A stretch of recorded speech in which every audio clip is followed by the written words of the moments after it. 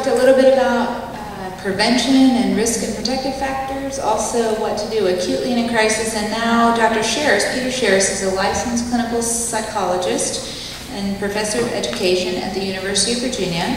He's also chairman of the Department of Human Services there. He's been the director of the School Crisis Network for 20 years and works extensively with teens and their parents. And he's going to talk with us now about, so what do we do after there's been a suicide?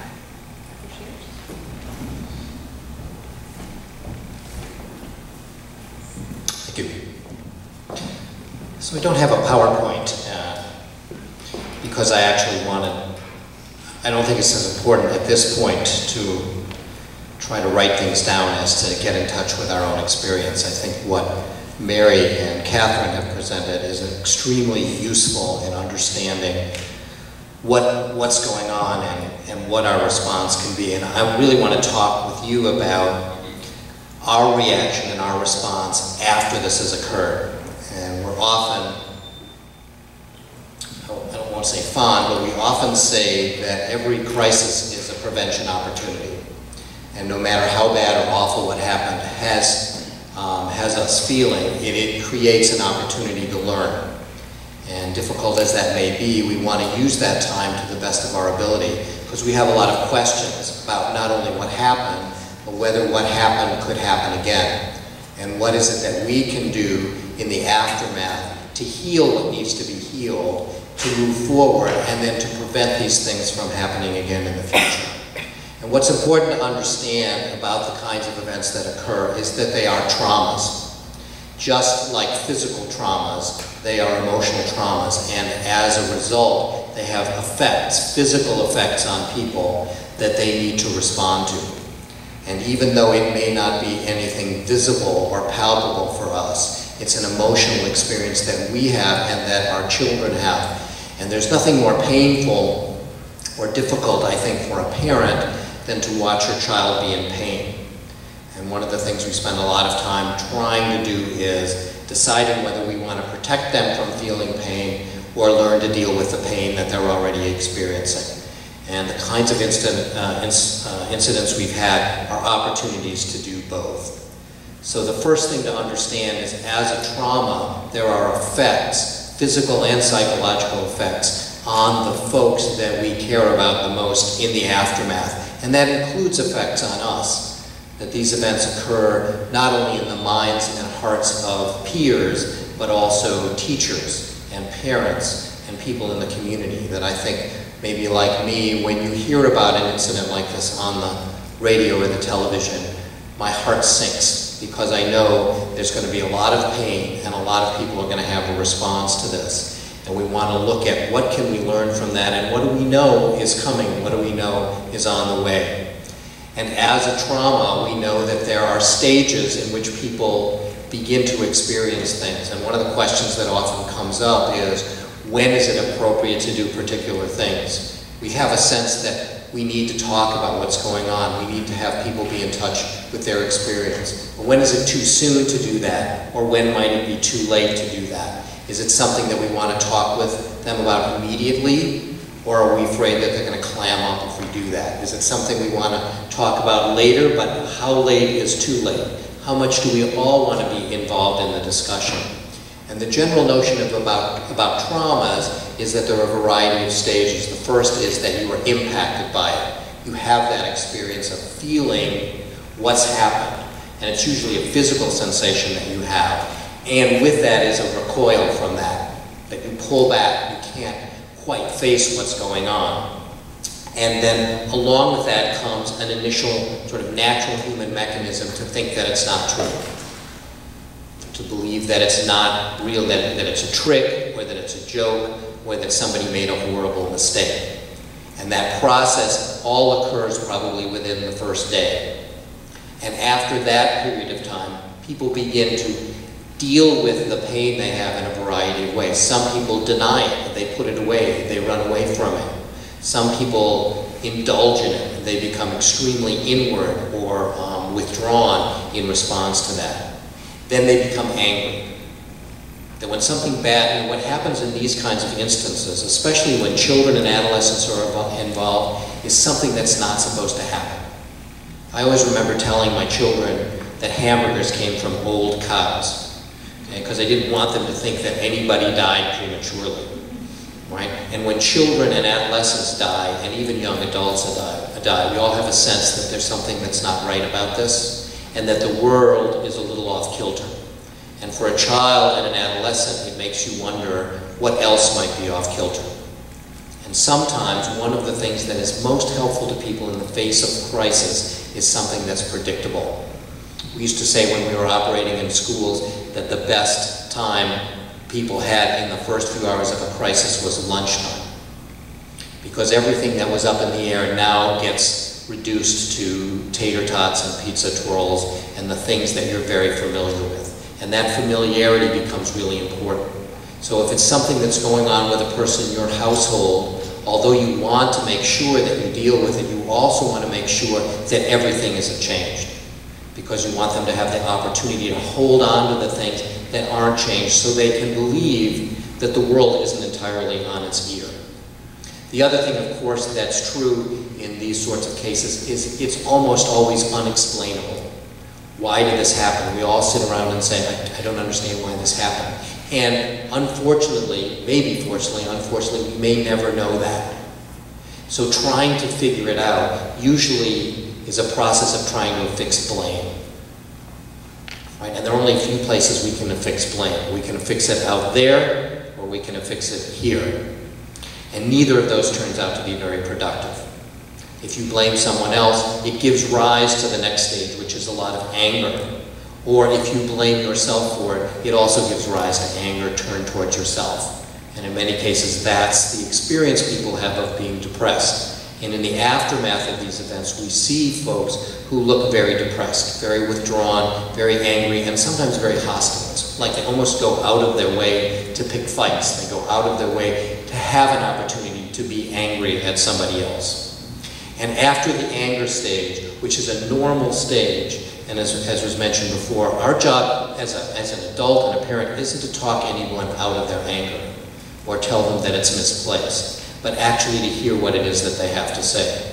Because that anger does need to be expressed, and if it can be expressed to us verbally, it's less likely to be acted out physically.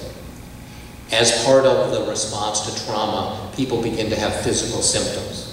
Problems sleeping, problems eating, problems with motivation, problems with concentration, problems with deciding things, all things which are highly correlated with school performance and being where you say you're going to be, when you say you're going to be there. So people need to realize, we all need to realize, that there's a recovery time.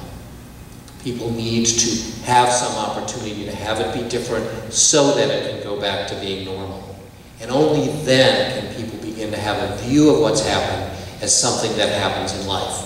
And we come to that point where we say, I can't cry anymore, I can't experience this anymore, it's time to go on and move on.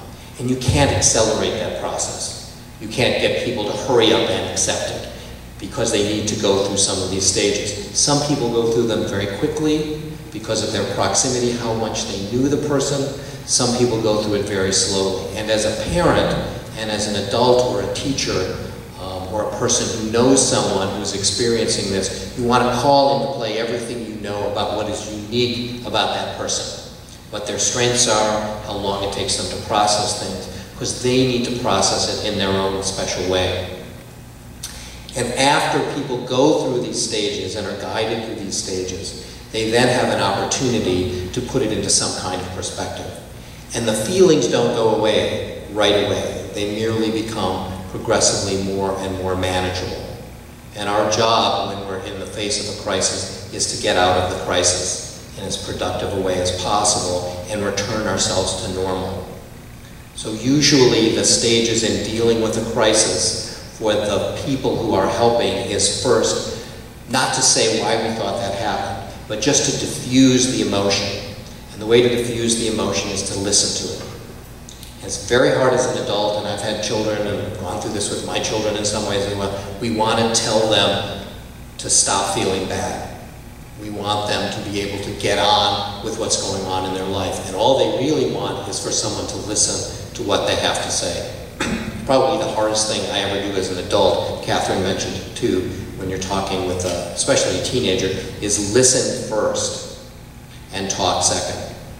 One is because you'll learn a lot. The other is you're more likely to have that person talk with you if they feel like you're listening before you get to the lecture or the speech or the opportunity to try to tell them that they shouldn't feel the way they do.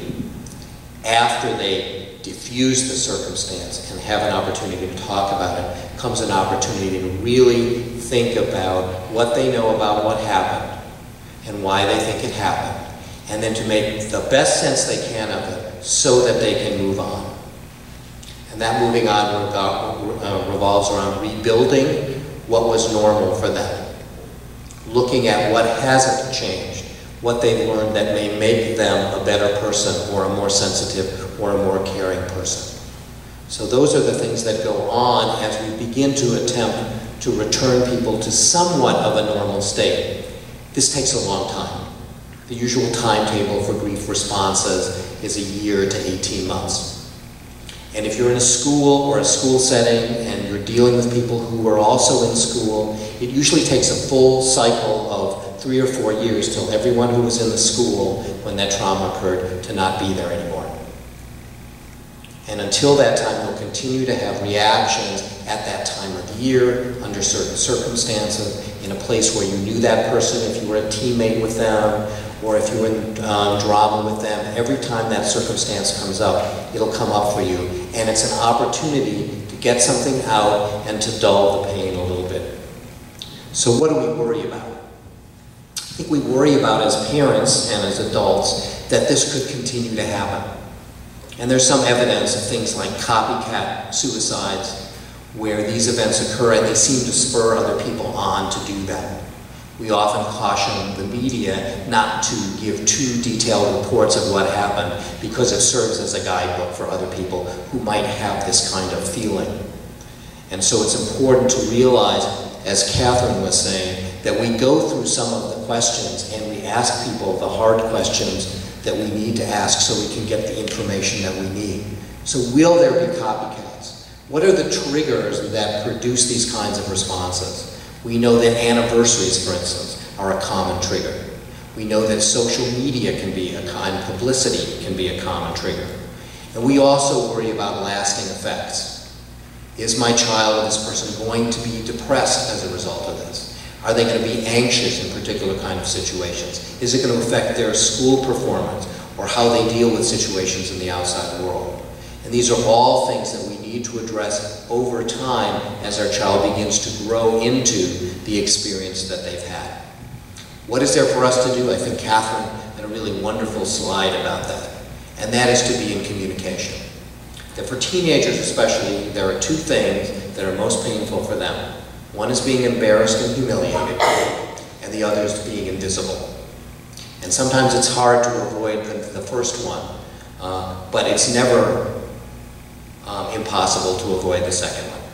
Right? So our job is to be in communication. And you'll say, if you're a parent like I often say, I'm not sure I know how to do that. Every time I want to talk to my child, they have zero interest in talking with me.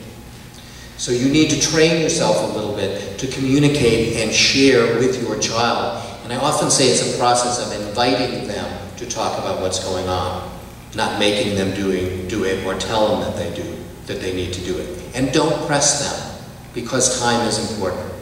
It may not be time right away for them to talk about it, but you want to create literally a space for them to step into when they're ready to talk about it. And you may share something about your experience, something that happened to you in your life that had a similar impact on you, and how you dealt with it and how you didn't deal with it. You may want to share a secret with your child, something that they didn't know about something that you went through that might be extremely important. A death that occurred for you. When I was in first grade, my best friend in first grade's father was killed in a plane crash. And it always served for me as an opportunity when I was working especially with small children to remember how profound an experience that was for me, even though I had very little idea of what was going on. It wasn't that I missed his dad, it's like I didn't know how to relate to him. Because when that death occurred, his mom did what most moms would do, is they sent him over to play with his friends while the family dealt with what they needed to deal with. And as the friend, I had no idea what to expect. So you want to see what it is that your child is most concerned about. So share your experiences, share your secrets. Treat them as though they have suffered something physical, not emotional. What does it feel like? What are you worried about? And don't be afraid to ask the question that Catherine had up there, which is, have you been thinking about hurting yourself? It's a scary question to ask, mostly for us. It's never been my experience that I've said to someone, have you thought of hurting yourself? And they say, not really, but now that you mention it, I think it would be a good idea. Right? Usually, if it's in their mind, it's already in their mind. And many times, they're actually relieved to be able to talk about it. But then we need to be in action when we hear that and people have that experience. So don't be afraid to ask. Don't be afraid for yourself to ask for help. And above all, be authentic. Don't be strategic. So much of my parenting was trying to protect my child, keep them from experiencing what they experienced. An awful thing has happened. They don't understand it, and I don't understand it either. What we have in common is that, and that's something to talk about, and that's something to share with another person. And then the last thing I would say that's uniquely important for us as adults in this circumstance is to follow up, to be the guardians of the future. Because in many cases, we assume that as soon as someone is feeling better, that it's over for them. And we forget about the anniversaries. We forget about what's it like at graduation when that person who had died 2 years ago is now not there to graduate. When everyone is saying this is the part in the alphabet when they would have come up. Do we want to do something to remember them? These things will be present for a long time. It's up to us to remember them because those are really important things. And if we can do that, we can do two things that Mary had talked about, which is to really maximize the protective factors and minimize the risk factors. That responses to grief are sort of like the flu, right? We want to minimize the amount of germs there are, the things that make things worse. But we also want to increase people's immunity. We want them to exercise that muscle to take care of themselves. And we can help them with that by encouraging them to do that and by also demonstrating how we can take care not only of them, but of ourselves.